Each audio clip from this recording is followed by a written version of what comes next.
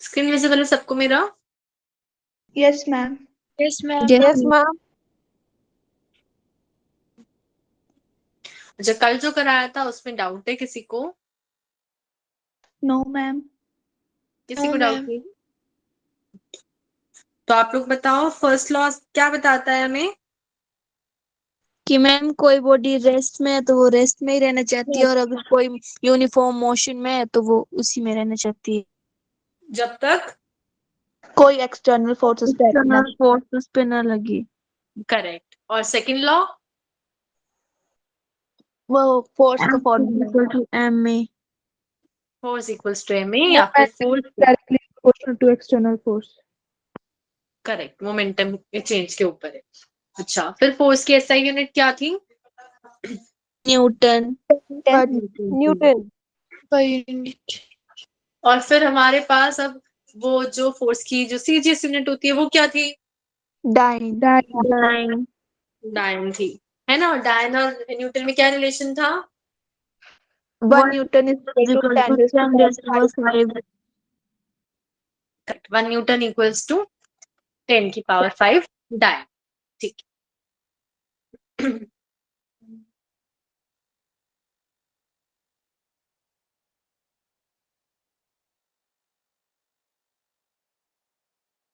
ये ग्राफ हमने डिस्कस नहीं किया था ना कल?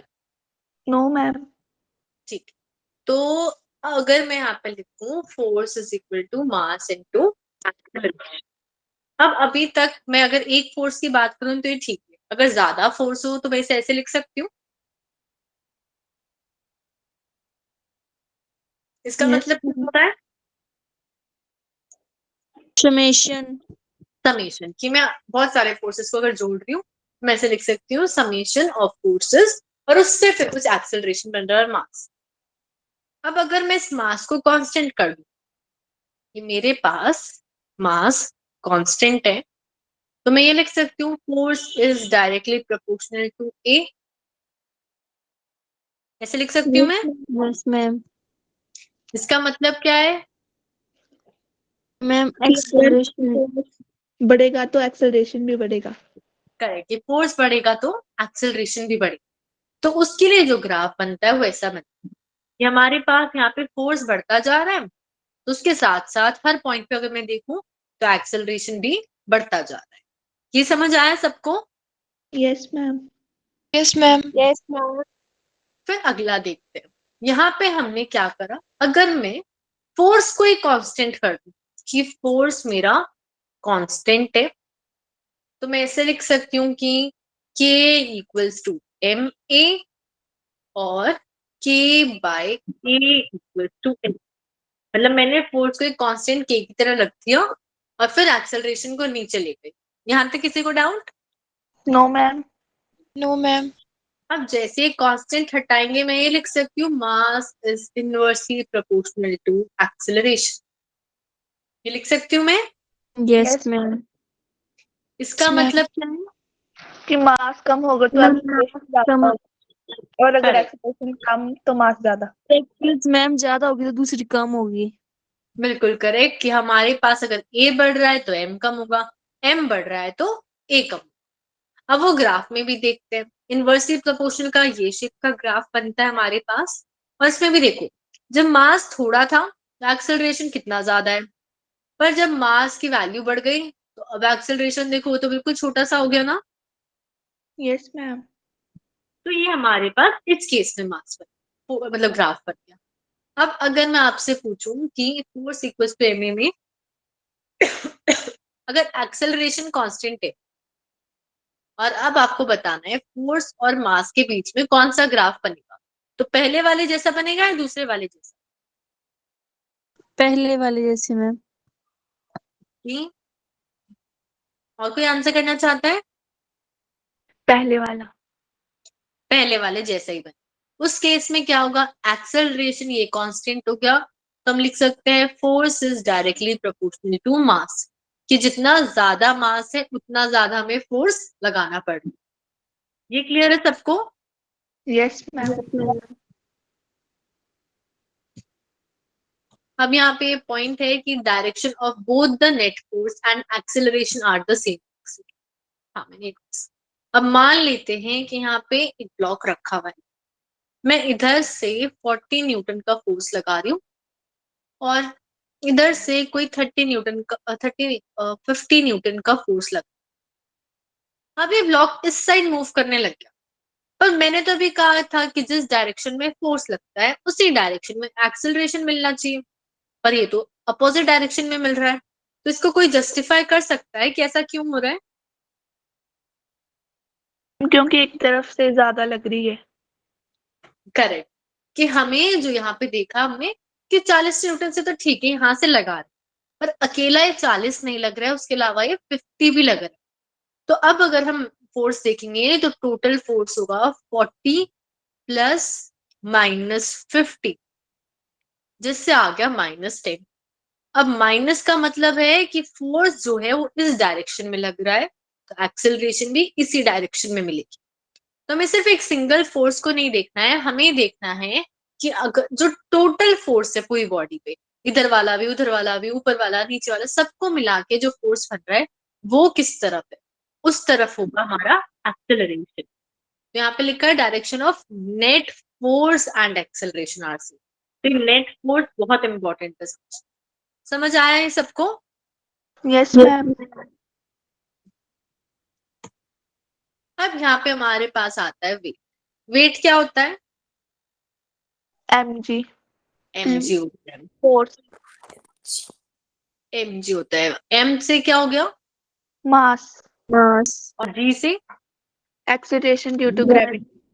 मतलब मास इंटू एक्सेलरेशन है, तो ये क्या बन गया हमारे पास? फोर्स बन गया। फोर्स। अब ये फोर्स है क्या? ये वो फोर्स है कि अगर मैं किसी भी ऑब्जेक्ट को अर्थ के पास रखूं, तो ये अर्थ क्या इसको अपने पास खींचती है एक फोर्स से। वो कितने फोर्स से खींच रही है, ये वही है वेट, mg। ये समझ आया सबको? Yes ma'am. यस कि अगर हम अर्थ के पास कोई ऑब्जेक्ट रखे तो वो कुछ ना कुछ फोर्स एक्सपीरियंस करता है अर्थ के कारण, जो कि ग्रेविटेशनल फोर्स होता है, और वो जो फोर्स बनता है वही हमारा वेट। अब अर्थ अगर मैं आप लोगों से यहाँ पे पूछूं, यहाँ कोई ऑब्जेक्ट है, वो उसे नीचे की तरफ खींचना चाहता है या ऊपर की तरफ? नीचे की तरफ। नीचे की तरफ। तो वो टुवर्ड्स द सेंटर है या अवे फ्रॉम द सेंटर है? Toward the centre. Centre. Towards the centre है। तो इस वेट की जो डायरेक्शन होती है वो क्या होती है? हमेशा towards the centre of the earth, कि ऐसा लगेगा कि वो फोर्स अर्थ के अंदर जा रहा है। ये बात समझ आई सबको? Yes ma'am. तो कभी भी अगर हमारे पास 5 kg दे रखा है, वो वेट है या नहीं है? है। 5 kg वेट कैसे है? 5 kg को जब मैं जी से मल्टीप्लाई करूंगी तब वेट होगा ना? Yes ma'am. तो ये नहीं आ रही। अब महक आपका शायद बाकी लोगों को भी नहीं आ रही। मैम आ रही है। आ रही है। महक अपना नेटवर्क चेक कर लो एक बार। तो यहाँ पे जो 5 किलो ये है क्या? ये हमारा मास था, ये वेट नहीं है, ये सिर्फ मास है। ये जैसे जी से मल्टीप्लाई होगा तब वेट बने। ये बात क्लियर है सबको? Yes ma'am. Yes ma'am. तो मैम यहाँ अब पे आ रही।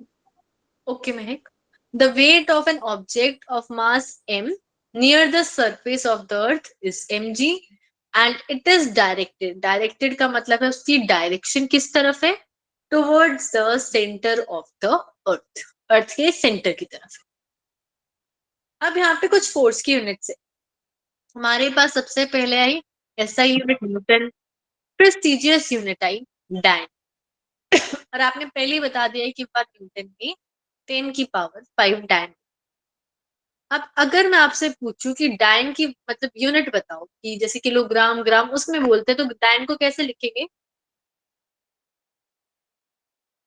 ग्राम। किलोग्राम, ग्राम में उस सब ग्राम सेंटीमीटर पर सेकंड। पर सेकंड। स्क्वायर पर सेट नहीं।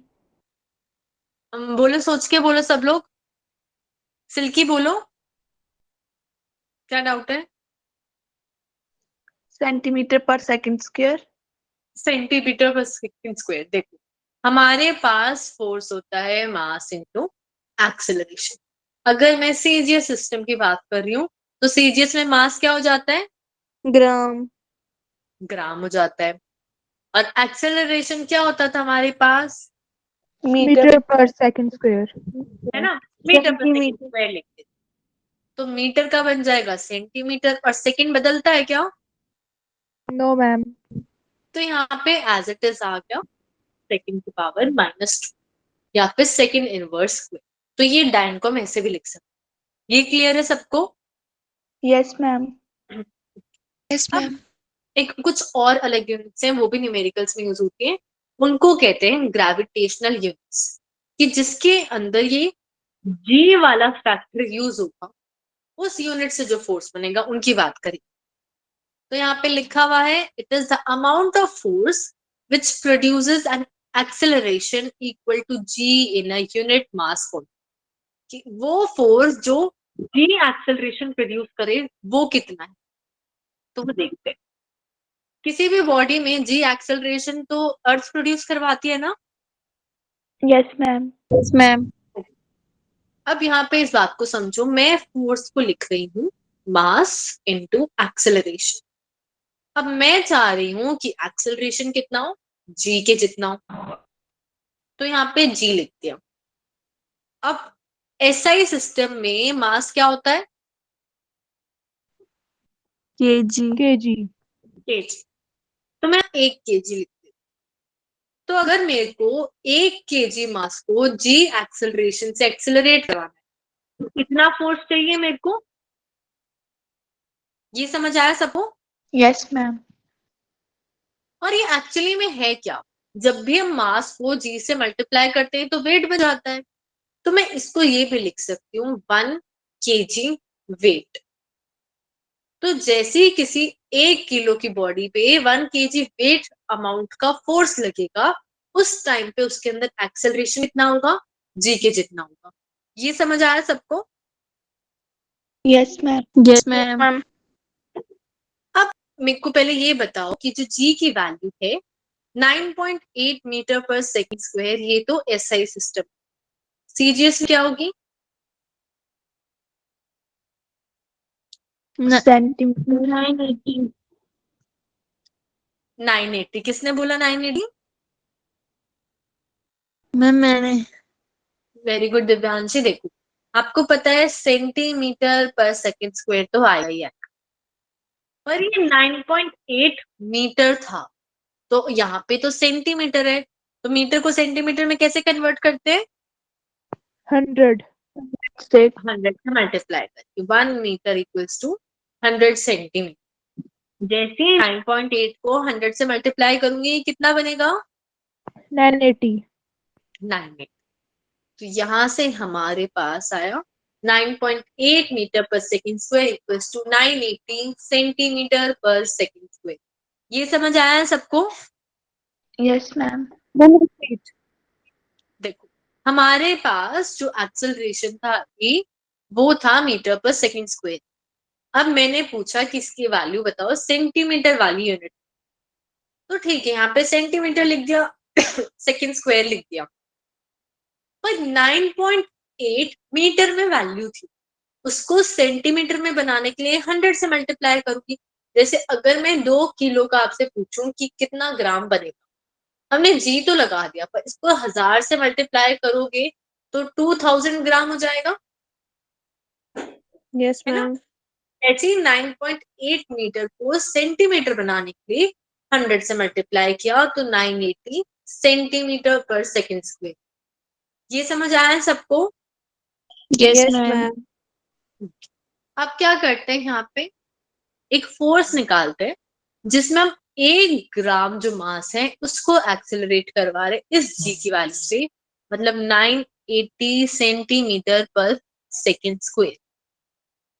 अब जैसे ही हमारे पास 1 ग्राम का मास है, इतने एक्सेलरेशन से जा रहा है, तो ये फोर्स लग रहा है उसके ऊपर। Yes ma'am. अब हमें पता है कि जैसे ही 980 को मैं जी से मल्टीप्लाई करूंगी 1 ग्राम से, ये वेट बन जाएगा मेरे पास। Yes ma'am.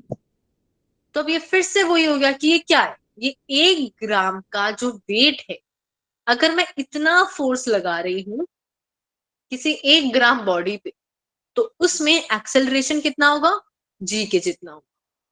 ये क्लियर है सबको? Yes, ma'am. तो कभी कभी फोर्स की वैल्यू क्वेश्चंस में ऐसे दे रखी होती है 5 kg वेट, मतलब 5 kg को जब मैं जी से मल्टीप्लाई करूंगी वो है फोर्स की वैल्यू, खाली 5 फोर्स की वैल्यू नहीं है, 5 इंटू जी है फोर्स। ये समझ आया? Yes, ma'am. इसका बस बेसिक मतलब ये है कि इतना जो मास है उसका जो वेट, मतलब मास इंटू जी, वो फोर्स लग रहा है। अब इसमें बता दो किस किस को डाउट है।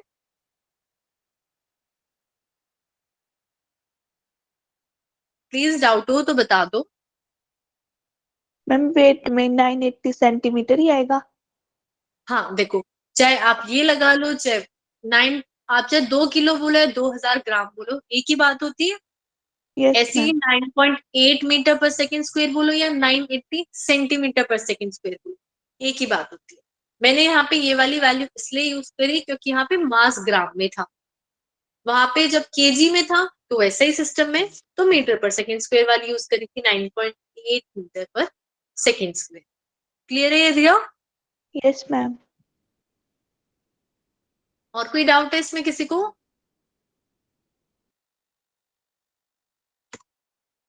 अब यहाँ पे लिखा हुआ है फोर्स वेक्टर क्वांटिटी होती है क्योंकि एक्सेलरेशन वेक्टर क्वांटिटी है, ये हम ऑलरेडी डिस्कस कर चुके हैं। फोर्स का डायमेंशनल फॉर्मूला क्या होता है? ML ML/2 mld minus 2। अब यहाँ पे एक टर्म आ गई है इम्पल्स। इम्पल्स पता है किसी को क्या होता है? Shortest force. Shortness force. जब कोई फोर्स बहुत छोटे टाइम के लिए लगता है तो उससे जो रिजल्ट आता है उसको बोलते हैं। जैसे अगर हम बात करें दो गाड़ियों की टक्कर की, तो टक्कर तो बहुत छोटी सी देर के लिए होती है ना, यस Yes. मैम। पर उससे नुकसान कितना हो जाता है, गाड़ी कितनी खराब हो जाती है, टूट जाती है, पूरी क्रश हो जाती है। तो फोर्स तो बहुत छोटे टाइम के लिए लगा पर उसका रिजल्ट कितना खतरनाक मिला। ये समझ आया सबको? Yes, yes ma'am. मैम। तो अब एक बार इसका डेफिनेशन देखते हैं। Large force produced by collision और explosion for a very short time. अब फॉर्मूला वाइज देखें तो इम्पल्स होता है हमारे पास फोर्स इनटू टाइम। अब यह ग्राफ देखो, इसमें मेरे पास ये T1 से T2 टाइम जब हुआ, ये छोटा सा टाइम चेंज हुआ, तो कितना बड़ा फोर्स प्रोड्यूस हो गया। और ये फोर्स किसके कारण हुआ है? इम्पल्स के कारण। ये देखो, आप देख सकते हो कि T1 से T2 जब छोटी सी वैल्यू चेंज हुई तो फोर्स का ग्राफ कितना ऊपर ऊंचाई छू। ये समझ आया सबको? Yes, ma'am. अब यहाँ पे देखो, हमारे पास इम्पल्स का फॉर्मूला होता है फोर्स इनटू डेल्टा टी। इसका मतलब क्या होता है? Change in time. टाइम। अगर कहीं पर भी डेल्टा ये वाला लिखा हुआ है, ये वाला लिखा हुआ है, ये वाला लिखा हुआ है, इन तीनों का ही मतलब है चेंज। और जब हम चेंज देखेंगे तो हम फाइनल वाले में से इनिशियल वाला, स्टार्टिंग वाला माइनस करें। कि अगर मैं कह रही हूँ टाइम 5 से 9 हो गया तो डेल्टा टी कितना हुआ? 9 minus 5. 9 - 5। 9 माइनस 5 और वो 4 हो जाए। ये समझ आया सबको डेल्टा टी कैसे निकालना है? Yes ma'am. Ma'am. अब देखो, हमें पता है फोर्स होता था change in momentum upon change in time, यही होता था force. Yes, ma'am. Yes ma'am. अब अगर मैं इसको मल्टीप्लाई करूं, force into delta t equals to delta p, ये बन जाएगा। Yes, yes ma'am. मैम। अब इससे यस ये मैम। टर्म क्या है जिसको मैंने सर्कल कर दिया है? Momentum. Momentum. Change in Change in momentum. momentum। मतलब final momentum minus initial momentum, यही मतलब है इसका। Yes, yes ma'am. Ma'am. Yes ma'am. Force into change in time क्या हो रहा था? इम्पल्स। इम्पल्स। तो यहां से हमारे पास इम्पल्स का एक और फॉर्मूला आ गया कि वो चेंज इन मोमेंटम के बराबर। अब इसको दूसरे तरीके से समझते हैं। हमारे पास होता है force equals to mass into acceleration और v equals to u plus at। ये वाली इक्वेशन अगर मैं लूं तो v minus u equals to at और यहाँ पे a कितना हो जाएगा v minus u by t equals to acceleration a। ये क्लियर है सबको? Yes ma'am. अब यही वैल्यू अगर इस एक्सेलरेशन की जगह में डाल दूं तो हमारे पास आएगा force equals to mass v minus u by t. यहां तक किसी को डाउट है? मैम ये वाला रिपीट नो करना। नो अच्छा देखो, हमें पता है फोर्स होता है मास इनटू एक्सेलरेशन। अब एक्सेलरेशन को change in velocity upon time भी बोल सकते हैं, जिसको अगर हम इक्वेशन से निकालना चाहें तो वो भी निकाल सकते हैं कि v equals to u plus a t है। और अगर मैं यहाँ पे एक्सेलरेशन की वैल्यू निकालूं तो वो v minus you upon T आएगी। क्लियर है दिव्यांशी? Yes ma'am. अब ये वैल्यू हम लोग यहाँ पे इक्वेशन में सब्स्टिट्यूट कर दें तो हमारे पास क्या हो रहा है m into v minus u by t. अब इस t को भी उधर ले जाते हैं तो फोर्स इंटू टाइम हो गया, पर राइट साइड में आ रहा है mass into final velocity minus mass into initial velocity. और मास इंटू वेलोसिटी क्या होता है? एक्सेलरेशन। हाँ सब बस बोलते रहो, मास इंटू वेलोसिटी एक्सेलरेशन होता है। क्या होता है mass into velocity? Momentum. Momentum. Momentum. एक वर्ड से सब बोलने लग जाते हो। मास इंटू वेलोसिटी मोमेंटम होता है ना? Yes yes ma'am. तो अगर फाइनल वेलोसिटी आ रही है तो फाइनल मोमेंटम, इनिशियल वारी आ रही है तो इनिशियल मोमेंटम। ये समझ आया सबको? Yes ma'am. यस तो हमने दो तरीके से सेम ही फॉर्मूला बनाया, इस वाले मेथड से भी और इस मेथड से। अब देखो हमारे पास अगर मैं आप लोगों से पूछूं कि इम्पल्स का डायमेंशनल फॉर्मूला क्या होगा तो सोच के बताओ। -3। ओके, एक आंसर आया हमारे पास MLT-3। और कोई आंसर करना चाहता है? मैम यही आएगा। मैम यही आएगा। अच्छा कैसे आया Riya? ml-2 into t। M base से मतलब MLT-2 इंटू टी। अब क्या करते हैं, बेस सेम होता है तो पावर ऐड पावर कर देंगे। ऐड हो जाती है। इसकी पावर क्या है? -1। Correct, MLT-1। यहाँ पे -2 पावर है, यहाँ पे 1 पावर है। ऐड करेंगे तो -2 में 1 ऐड होगा ना? Yes ma'am. Yes ma'am. तो यहाँ तो MLT-1 हो गया। समझ आया है सबको? Yes ma'am. आप पैसे भी देख सकते थे इम्पल्स मोमेंटम के बराबर है, मोमेंटम का जो डायमेंशनल फॉर्मूला होगा वही इम्पल्स का होगा। अब अगर मैं एसआई यूनिट पूछूं तो kilogram metre per second. Kilogram metre per second. Very good. और एक और बनानी है एसआई सिस्टम में इसके अलावा। ग्राम ग्राम सेंटीमीटर पर। Gram second.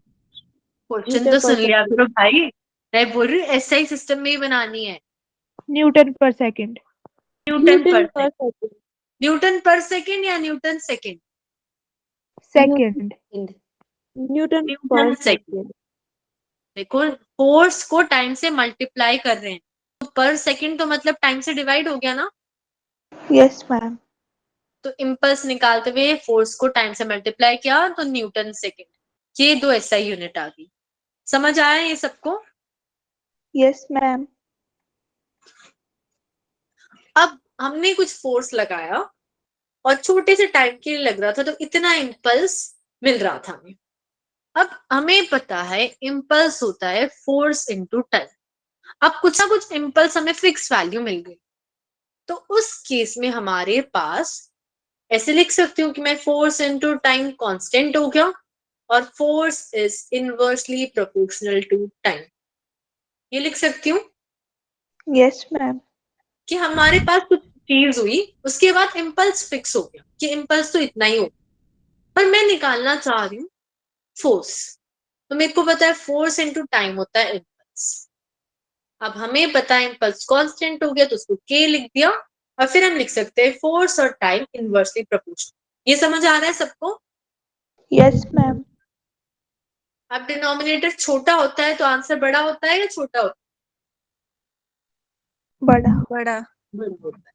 अब यहाँ पे अगर मैं टाइम को बहुत छोटा कर दूंगी तो फोर्स बहुत ज्यादा हो जाएगा। वही है इम्पल्स, कि हमारे पास बहुत लार्ज फोर्स प्रोड्यूस हुआ, किसके कारण? बहुत छोटे टाइम में कोई इवेंट हुआ उसके कारण। ये समझ आया सबको? Yes ma'am. Yes, ma'am. अब इस इम्पल्स को निकालेंगे कैसे? अगर हमें ग्राफ दे रखा हो तो उसको भी समझते हैं। अगर मान लेते हैं मेरे पास यहाँ पे ऐसा ग्राफ, ये है टाइम, ये है फोर्स इस साइड, और ये जो पीक है इस पे वैल्यू है 10, और ये है 2 से 0246। अब मैं कह रही हूं आप इम्पल्स निकाल। तो दो चीजें देखो, स्लोप होता है, मैं यहाँ पे क्वेश्चन पूछ रही हूँ, फोर्स अपॉन टाइम स्लोप होता है या फोर्स इनटू टाइम स्लोप होता है इस ग्राफ में? फोर्स अपॉन टाइम स्लोप होगा या फोर्स इनटू टाइम स्लोप होगा? Force upon time. करेक्ट, ये वाली टर्म हमारे पास स्लोप। और फोर्स इनटू टाइम क्या हो जाएगा? इम्पल्स। इम्पल्स हो जाएगा, और एरिया हो जाएगा ना। Yes, ma'am. मतलब अगर हम एरिया कैलकुलेट करें तो हमें इम्पल्स मिल सकता है। अब यहाँ पे मैंने एक डायग्राम ड्रॉ किया, ग्राफ। अब मैं बोल रही हूँ इम्पल्स कैलकुलेट करो when time changes from 2 to 6 seconds. तो हमें एरिया निकालना पड़ेगा। Yes, ma'am. तो एरिया तो हम इस ट्राइंगल का निकालेंगे। अब ट्राइंगल का एरिया क्या होता है? 1 upon 2 into base to height. Correct, half into base into height. अब बेस कितना है यहाँ पे, कौन बताए?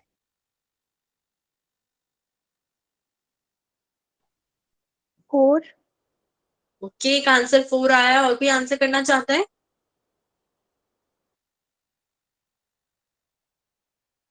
सेम है तो भी बता सकते हो आप।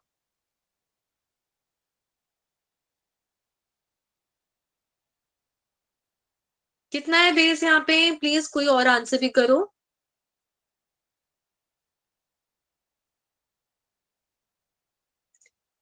ये होता है ना ट्राइंगल का बेस, नीचे वाला इतना। Yes ma'am. ये कहां से कहां तक जा रहा है? 2 to 6. 6। 2 से 6 तक जा रहा है। तो कितनी लंबाई हो गई इसकी? 4. 4 हो जाएगी, 4 ही हो जाएगी। 2 से 6 उसके बीच में कितना रास्ता है? 4 का है। समझ आए ये सबको? Yes. यस। और इस Yes, ट्रायंगल की ma'am. हाइट कितनी है? 10. 10 है। हाइट हमें वाई एक्सिस से मिली, और जब मैक्सिमम थी तब हमने देखा 10। तो कितना एरिया हो जाएगा? 20. 20। और ये एरिया हमें क्या दे रहा है? Impulse. Impulse दे रहा है। समझ आया ये सबको? Yes, ma'am. तो ये टोटल का इम्पल्स हो गया। अब अगर आपको कभी भी बोले कि इतने से इतना टाइम चेंज हो रहा है, उसमें फोर्स निकालो, तो इस इम्पल्स की मदद से निकाल सकते हैं ना हम लोग। Yes, ma'am. कि अगर मैं बोलूं कि बताओ इम्पल्स कितना है अगर टाइम 0.1 से चेंज हो रहा है, तो आप ग्राफ में नहीं देखोगे कि 0.1 में कितना फोर्स है। हमें पता है फोर्स इंटू टाइम इम्पल्स हो जाएगा, मतलब 20। अब टाइम अगर 0.1 है तो फोर्स हो जाएगा 20/0.1। ये समझ आया सबको? Yes, ma'am. Yes ma'am. अब यहाँ पे वही एप्लीकेशन समझते हैं फोर्स की, सॉरी इम्पल्स की। तो हमें पता है कि जैसे क्रिकेटर बॉल कैच कर, तो मान लेते हैं कि बॉल आ रही है 100 की स्पीड से, और बॉल का जो मास है वो है 2 kg। 100 की स्पीड से आ रही थी और 2 kg मास। और जब वो कैच करता है तो वेलोसिटी कितनी हो जाती है? 0. 0। तो इनमें से लेफ्ट साइड वाला है राइट साइड वाला, कौन सा इनिशियल मोमेंटम बना सकता है और कौन सा फाइनल? बताओ। लेफ्ट वाला इनिशियल है या राइट वाला?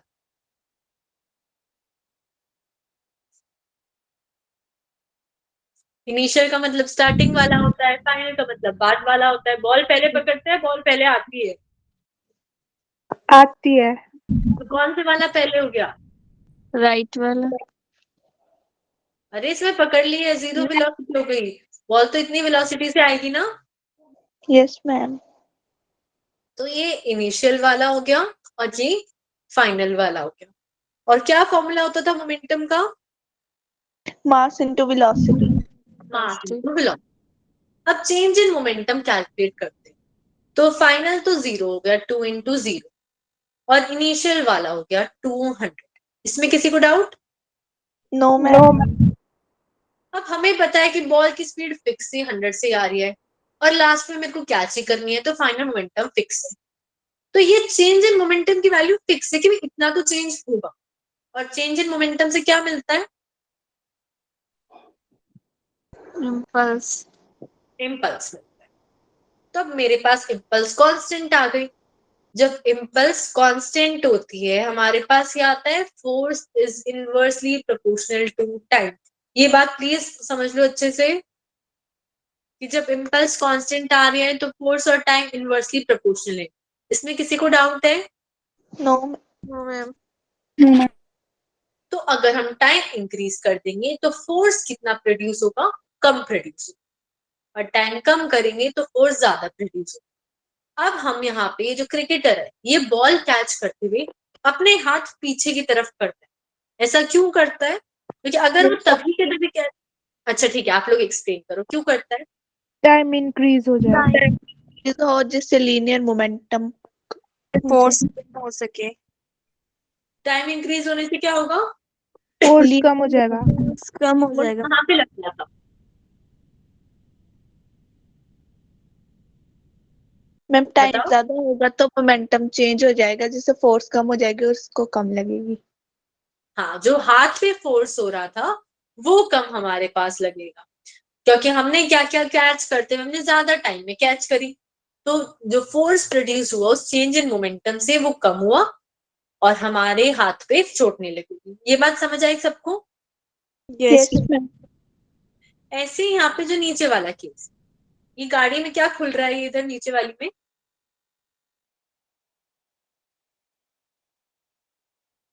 क्या बोलते हैं इसे? बोनट। वो बोनेट को नहीं बोल रही मैं, जहाँ पे वो बैठा है वहां पे बोल रही हूँ, जहाँ सर्कल करा है। अभी आएगा वो यहाँ पे। Air bag. हाँ, करेक्ट। ये एयर बैग खुल रहे हैं ना यहाँ पे।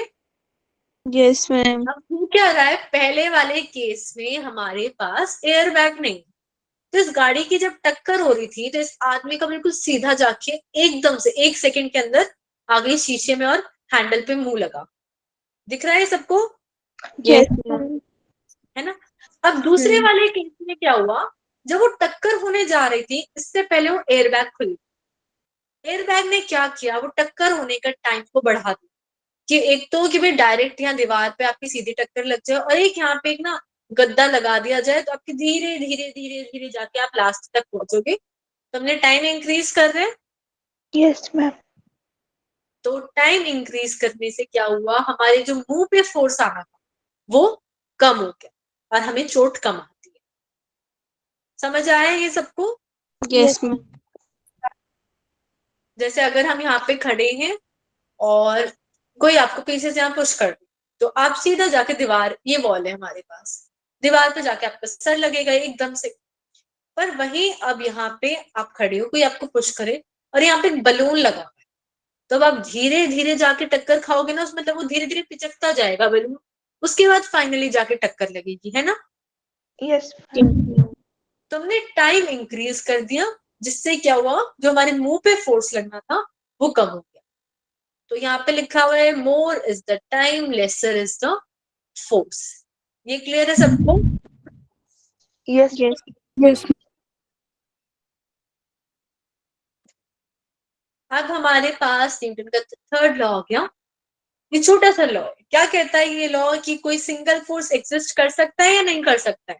No. No ma'am. Single force exist नहीं कर सकता है। फोर्स हमेशा 3 के उसमें होने चाहिए, 2 के उसमें, दो दो 2 के। हमेशा 2 फोर्स हो, एक हम लगा रहे हैं और जो एक हमें मिल रहा है। तो ये क्या कहती है इसकी स्टेटमेंट कि जो भी हम काम करते हैं उसका हमें कुछ ना कुछ तो रिएक्शन मिलता है, और वो रिएक्शन कैसा होता है?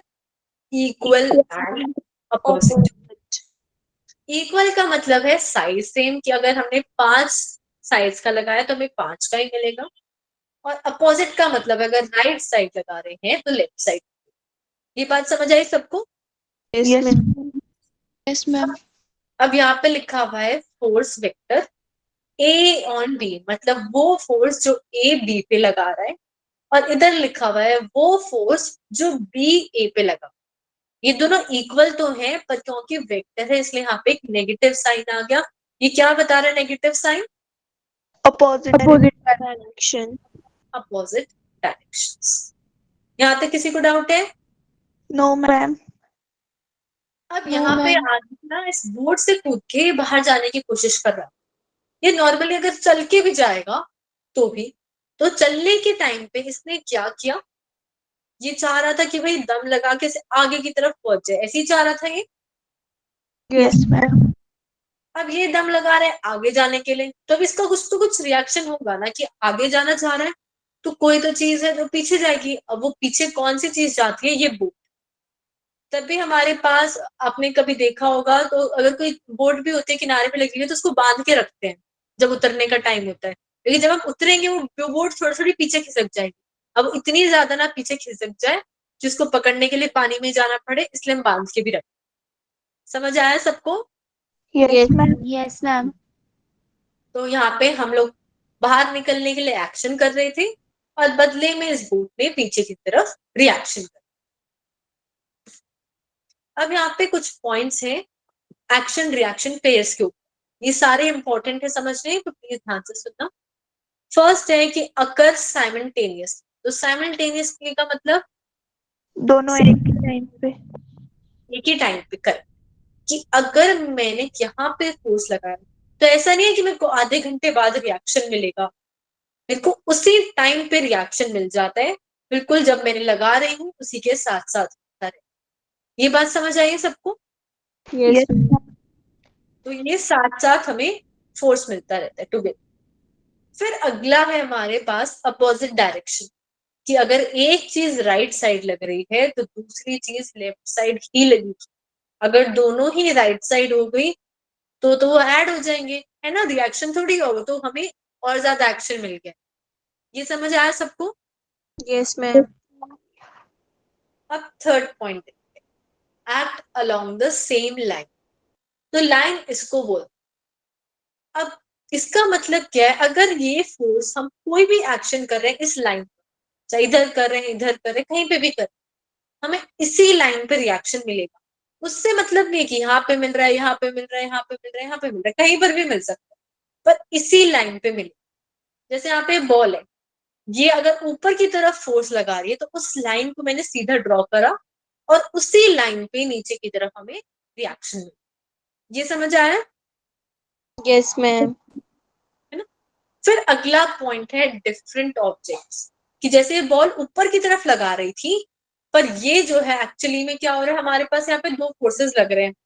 ये बॉल जो है ये ऊपर की तरफ नहीं लग रही है, ये बॉल जो है यहाँ पे वो इस नीचे के डब्बे पे नीचे की तरफ पुश कर रही है, ऐसे कि वो नीचे की तरफ दबा रही है, और ये जो डब्बा है ये इस बॉल को ऊपर की तरफ दबा। तो इसको समझते हैं, जैसे अगर यहाँ पे कोई बॉल है, आप उसे जितने दम से पुश करते हो ये बॉल भी आपको उतने दम से बाहर की तरफ फोर्स देती है, रिएक्शन देती है।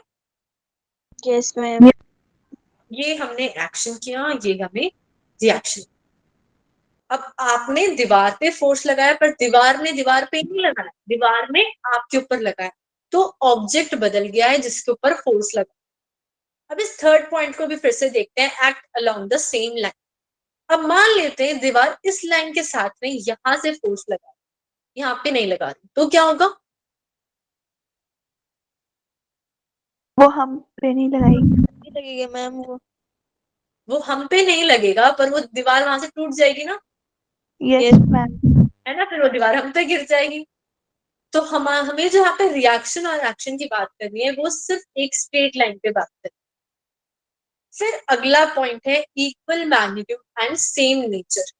तो मैग्नीट्यूड जो है वो हमेशा सेम होगा, अगर हम 5 का लगा रहे हैं तो 5 का ही मिलेगा, और नेचर कि जिस टाइप का फोर्स लगा रहे हैं उसी टाइप का मिलेगा। अगर आप किसी चीज को पुश कर रहे हो तो आपको पुश करते टाइम पुश करने वाला ही फोर्स मिलेगा। ये बात समझ आई सबको? Yes, ma'am. अब मैं आपसे क्वेश्चन पूछती हूँ, यहाँ पे अगर मान लेते हैं 5 न्यूटन का फोर्स लगा रहा है वॉल पे, तो वॉल कितने न्यूटन का फोर्स लगाएगी? 5 5 Newton. Newton. Positive 5, negative 5? -5. Negative 5। अब आपका यहाँ पे एक और फ्रेंड आ गया और वो कह रहे चलो मैं हेल्प करा देती हूँ, वो 7 न्यूटन का लगा रहा है, तो अब दीवार 12 कितना लगाएगी? 12। -12 का। समझ आया ये सबको? Yes. किसी भी पॉइंट पे डाउट है तो प्लीज बता दो।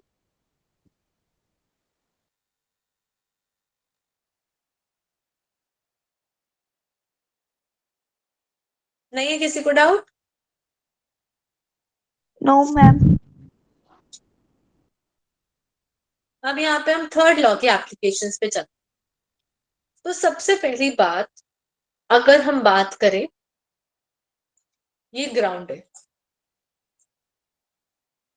और यहाँ पे हम लोग खड़े। अब हमें पता है कि हमारा वजन जो है, हम कुछ ना कुछ तो दम लगा रहे हैं ग्राउंड पर, अर्थ पर अगर हम दम लगा रहे हैं तो हम तो अंदर धंस जाने चाहिए थे ना, Yes. Yes ma'am. है ना, कि हम अगर फोर्स लगा रहे हैं तो हम तो सिंक कर जाने चाहिए थे। पर एक्चुअली में ऐसा नहीं होता। वो क्यों नहीं होता? क्योंकि न्यूटन के थर्ड लॉ के हिसाब से हम अगर डाउनवर्ड फोर्स लगा रहे हैं तो हमें उतना ही अपवर्ड फोर्स मिलेगा, और वो अपवर्ड फोर्स क्या हो जाता है? रिएक्शन हो जाता है अर्थ का। तो अगर हम डाउनवर्ड, हमारा वेट है 40 kg वेट डाउनवर्ड, तो इतना ही हमें अर्थ रिएक्शन दे देती है, जिससे यहाँ पे क्या है, ये दोनों बैलेंस हो जाते हैं, इसीलिए हम अंदर नहीं जाते। पर वही अगर हम बात करें कि ठीक है ग्राउंड पे तो ऐसा होता है, हम ना पानी है यहाँ, हम इस पानी के ऊपर चलने की कोशिश कर रहे हैं, तो क्या चल पाएंगे हम? No, ma'am. नहीं चल पाएंगे, है ना। तो वो जो कंसेप्ट है वो यहाँ पे है कि हमारे पास इस सरफेस पे, ग्राउंड पे हमें इतना रिएक्शन मिलता तो हमें पानी के अंदर भी रिएक्शन है, पर वो डेंसिटी के कारण हम डूब जाते हैं ना। Yes, ma'am. Yes ma'am. ऐसे ही अगर हम कीचड़ पे खड़े हो, कीचड़ पे हम खड़े होने की कोशिश करें तो हम डूब जाए, हम थोड़ा सा अंदर धंस जाते हैं, या बिल्कुल वहीं के वहीं खड़े रहते हैं? थोड़ा धंस सा थोड़ा सा धंस जाते हैं, है ना। तो हमारे पास पर ऐसा नहीं है कि हम यहाँ पे खड़े हैं तो हमें पूरा का पूरा क्या है, जैसे अगर मान लो किसी आप खोखली उस पे, खोखली मतलब समझ रहे हो आप लोग, खाली अंदर से। Yes, ma'am. हेलो, अगर आप ऐसी जगह खड़े हो जाओ जिसके अंदर कुछ नहीं है और यहाँ पे बस एक कवर कर रखा है, तो आप यहाँ पे खड़े हो गए तो आपको रिएक्शन देने के लिए यहाँ कुछ भी नहीं है, रिएक्शन मिल रहा है पर वो यहाँ पे नहीं मिल रहा है, तो उस केस में क्या होगा? हम नीचे गिर जाएंगे ना। Yes, yes ma'am. तो ऐसे यहाँ पे अब क्या हुआ, अगर हम इस चेयर पे बैठे हैं और कोई हमें नीचे की तरफ रिएक्शन नहीं मिल रहा है, सॉरी ऊपर की तरफ रिएक्शन नहीं मिल रहा है, तो ये चेयर टूट जाएगी, हम नीचे गिर जाएंगे। पर होता क्या है, ये जो चेयर थी, ये 4 कोने नीचे की तरफ, ये अर्थ के साथ जुड़े हुए हैं, तो ये चारों के चारों कोने हमें क्या करते हैं? ऊपर की तरफ रिएक्शन देते हैं, जिसके कारण इस सरफेस पे दोनों के दोनों बैलेंस होके हम नीचे नहीं। ये समझ आया सबको? Yes, ma'am. मैम इसमें किसी आरुषि का क्वेश्चन था। क्या बोल रहे हो? आरुषि का क्वेश्चन था एक। वॉल पर हमसे क्या बोल रहे हो आरुषि? जब हम वॉल पे हैमर से मारा तब टूटी क्यों है वॉल? हमारे पास, हम ऐसे जब हम फोर्स लगा रहे थे वॉल के ऊपर, तो हम जब डायरेक्टली आप एक बार जैसे हल्का सा उसे ठक करते हो तो वो नहीं टूटती है ना। Yes, ma'am. ठीक है, उसके बाद आप और फोर्स लगाते जा रहे हो तो ये सरफेस हमें रिएक्शन तो दे रहा है, हमें रिएक्शन बराबर मिल रहा है, पर ये क्या हो रहा है, ये टूटती जा रही है अंदर की तरफ। हमें रिएक्शन मिलता है पोजीशन का, पर हमारा जो फोर्स लगा रहे थे वो और ज्यादा इंक्रीज करते जाते हैं, इसके कारण वो टूटती जाती है। ये समझ आया आपको? Yes, Yes. ma'am. देखो अभी उसको ऐसे भी समझते हैं, अगर वो जो टूटती है, जैसे यहाँ पे दीवार, यहाँ पे आपने हथौड़ा मारा तो उसके बाद क्या होता है, ये पीसेस बाहर आते हैं, यस मैम। वो pieces- तो कुछ रिएक्शन हमें, ऐसा तो नहीं है कि मैंने यहाँ पे हथौड़ा मारा तो सारी की सारी कील बिल्कुल एकदम से अंदर घुस गई, ऐसा तो नहीं होता। तो कुछ रिएक्शन मेरे को डायरेक्टली ऐसे मिल रहा है कि उसको अपोजिशन मिल रहा है, और बाकी बचा हुआ रिएक्शन ये टुकड़े लेके बाहर आ रहा है। ये बात समझ आ रही है? Yes, ma'am. तो जरूरी नहीं है कि हमेशा रिएक्शन सिर्फ एक ही चीज पे लग रहा हो सकता है 2-3 अलग अलग चीजों पे लग रहा हो। ये बात, जैसे यहाँ पे 4 पैर है चेयर की, ऐसा थोड़ी है कि सिर्फ एक पैर रिएक्शन कर रहा है, चारों का रिएक्शन जो मिल रहा है वो हमारे वेट के बराबर है, इसीलिए बैलेंस कर पाते हैं। पर अगर एक भी साइड का जो पैर है वो टूटा हुआ हो तो वहां से हम गिर जाएंगे ना। Yes ma'am. क्लियर है आरुषि? Yes, ma'am. तो हमने न्यूटन के 3 लॉ पढ़े। सबसे पहला लॉ हमें क्वालिटी बताता है, क्वांटिटी Quality. क्वालिटी बताता है, और ये कहता है कि हमारे पास जब तक कि बाहर से कोई फोर्स नहीं लग रहा, हमारी बॉडी की स्टेट चेंज नहीं। इससे हमें फोर्स की डेफिनेशन मिलती है। वो क्या मिलती है फोर्स की डेफिनेशन? आपको जो, आप कुछ भी ट्राई कर सकते हो। मैम की इनर्शिया तब तक कांस्टेंट रहेगा जब तक उससे एक्सटर्नल फोर्स नहीं लगेगी। ये तो आपने लॉ की स्टेटमेंट बोली है, मैं फोर्स की डेफिनेशन पूछ रही हूँ कि फोर्स क्या होता है, इससे बता। Any शॉर्ट पुल। फिर से बोलो। push or pull. नहीं, इस लॉ से बताना है तो आप इस लॉ से ये बोल सकते हो ना कि फोर्स एक ऐसी चीज है जिससे हम किसी बॉडी की स्टेट चेंज कर सकते हैं। Yes ma'am. ये बोल सकते हैं ना, इसमें लॉ भी यूज हो गया और डेफिनेशन भी बन गई। समझ आया है सबको? Yes, ma'am. अब सेकेंड लॉ हमें फोर्स का फॉर्मूला देता था, क्या होता था? F F is equal to ma. F equals to m a या फिर dp बाय dt। ये दोनों फॉर्मूलेस थे। Yes, ma'am.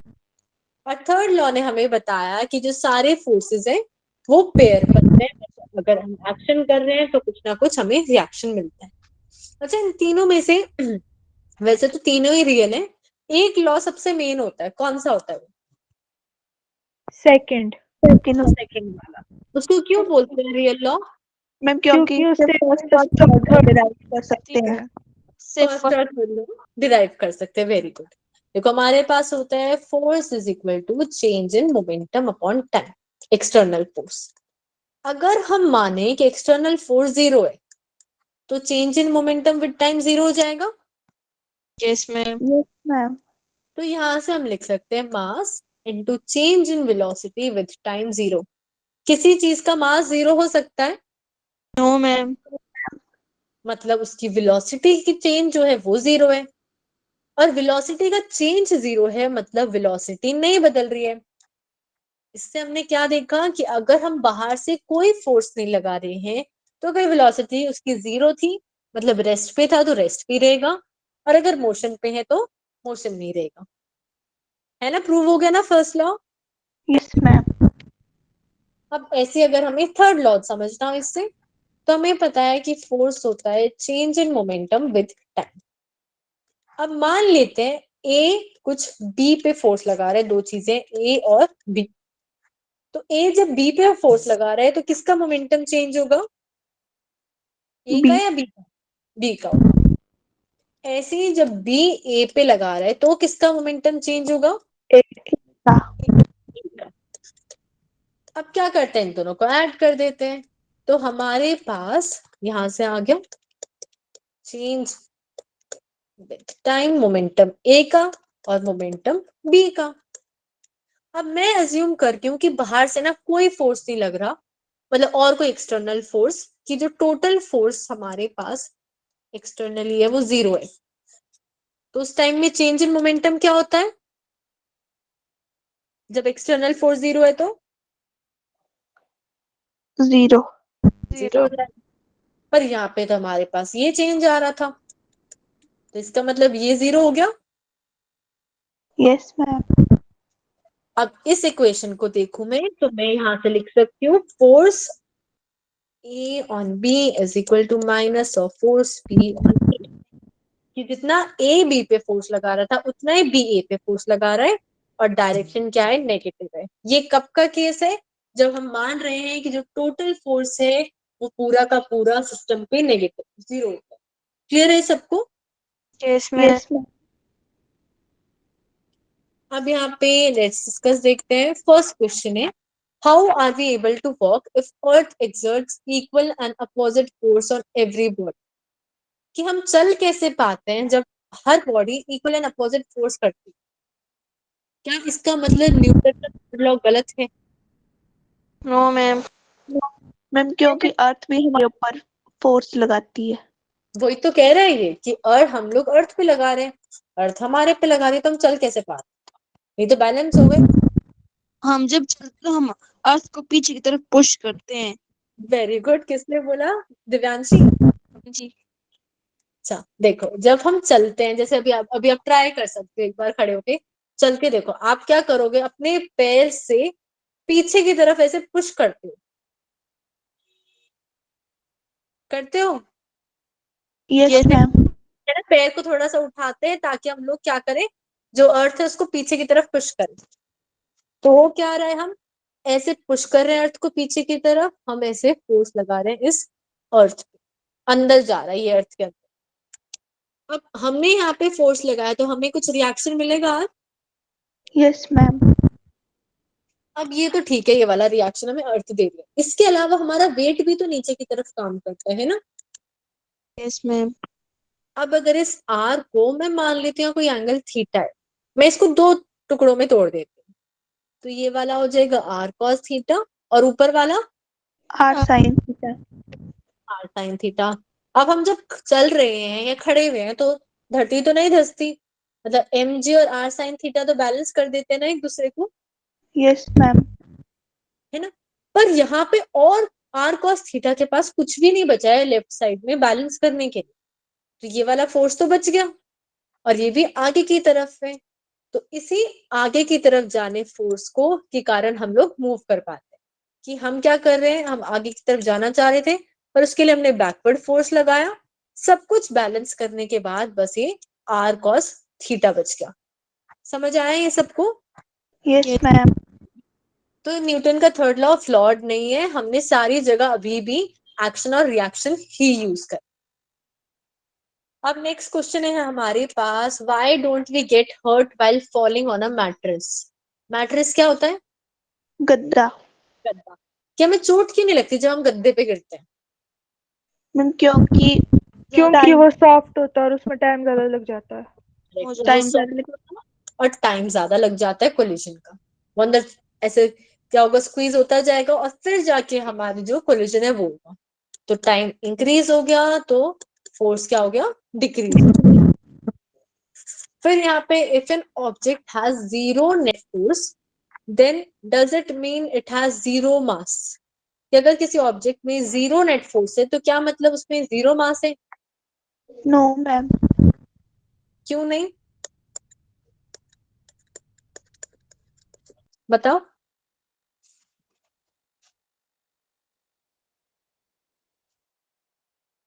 मैम किसी ऑब्जेक्ट का मास जीरो नहीं होता। किसी ऑब्जेक्ट का मास नहीं जीरो होता, पर मैं तो कह रही फोर्स जीरो है, तो फोर्स जीरो कैसे है?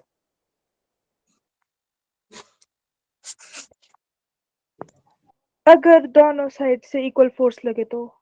दोनों साइड से इक्वल फोर्स लगे तो उस केस में क्या हो रहा है, हमारे पास एक्सेलरेशन जीरो हो रहा है ना, इसमें है ना। एक्सेलरेशन जीरो भी कह सकते हो, और आप वो भी एक्सप्लेन कर सकते हो कि इधर से भी सेम फोर्स लग रहा है, उधर से भी सेम फोर्स लग रहा है, तो जब मैं टोटल फोर्स करूंगी तो वो जीरो हो रहा है, पर एक्चुअली में इसमें तो कुछ मास है 10 किलो का, पर वो इक्वल एंड अपोजिट था, इसलिए बैलेंस होके जीरो हो गया।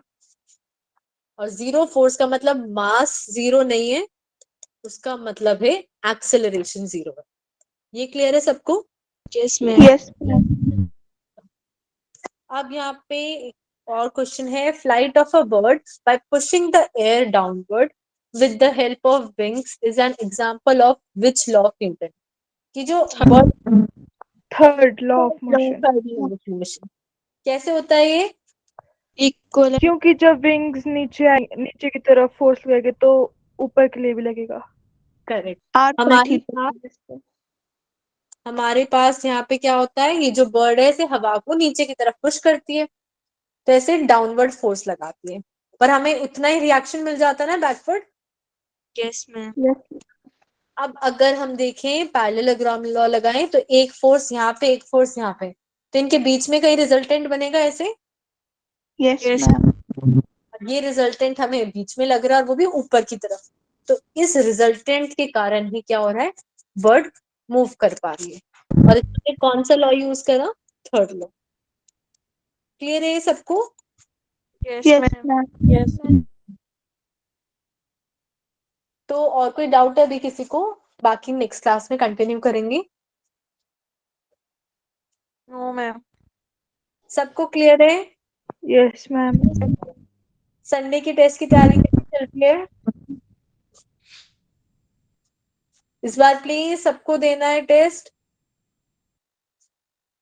Yes ma'am. Sir ma'am. हाँ बोलो।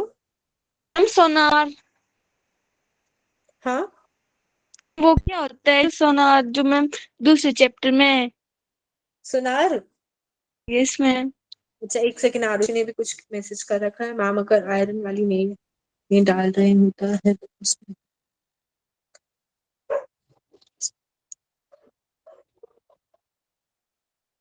एक मिनट। आरुषि चली गई क्या? No ma'am. तो क्लास में है। आरुषि एक बार अपना क्वेश्चन बोल के बताओगे? मैम जैसे अगर आयरन नेल को अगर वॉल पे डालता है तो उसमें अपोजिट रिएक्शन कौन सा होता है? अगर उसमें अपोजिट रिएक्शन और जो दूसरा रिएक्शन होता है वो इक्वल होता है तो आयरन नेल अंदर कैसे जाती है? आयरन नेल अंदर कैसे जाता है? अब वही तो सेम केस है जो हमने पहले देखा कि यहाँ पे यस मैम। फोर्स लगाया तो वो अंदर की तरफ जा रहा है, हमें रिएक्शन मिलता है जब तक ये फोर्स इतना नहीं है कि हम और ज्यादा यहाँ पे सरफेस को खराब कर सके, तब तक तो हमें बैलेंस मिलता रहता है।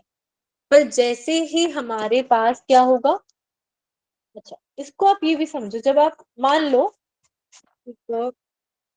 पेंसिल लो और पेंसिल को दीवार में मारो, ठीक है, एक पेंसिल है ना सबके पास, यस यस मैम। तो आप इसके ऊपर फोर्स लगा रहे हो तो दीवार खराब नहीं होती इतनी, पर ये पेंसिल आगे से टूट जाती है, यस यस मैम। तो हमें अलग तरीके से रिएक्शन मिलता है हर बार, हर जरूरी नहीं है हर बार सेम मिले। हमने इस तरफ फोर्स लगाया और ये जो दीवार पे था उसने ना उस फोर्स को एब्जॉर्ब कर लिया, उसके ऊपर उससे कुछ असर ही नहीं हुआ, पर उसने हमें उतना ही रिएक्शन दिया तो ये पेंसिल टूट गई। ऐसे ही जब हमने कील मारी दीवार में लोहे वाली, तो ये जो दीवार थी पहले तो उसे झेल पा रही थी इजीली, पर जब वो फोर्स ज्यादा हुआ तो इस कील पे तो कोई असर नहीं हो रहा, ये स्ट्रांग है, पर यहाँ पे दीवार टूटने लग गई और वो टूट के ऐसे गिरने लग गई, फिर वो फाइनली नीचे गिर जाते हैं टुकड़े, पर स्टार्टिंग में तो उसका जो रिएक्शन मिल रहा है वही मिल रहा है हमें, जो पीसेस टूट के बाहर आ रहे हैं।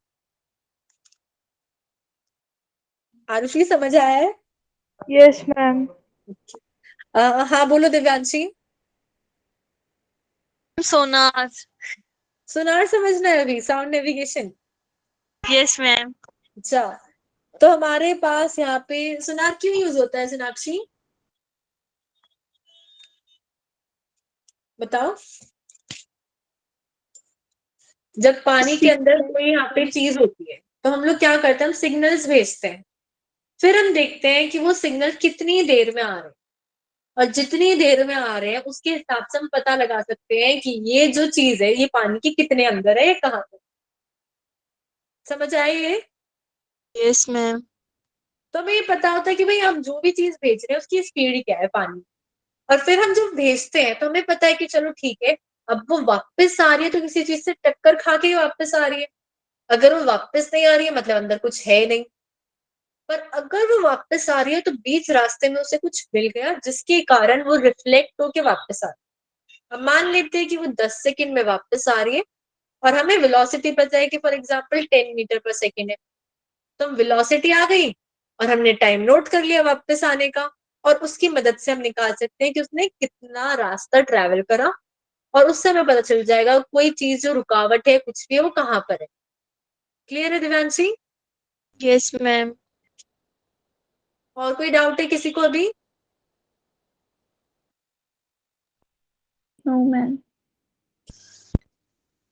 No ma'am.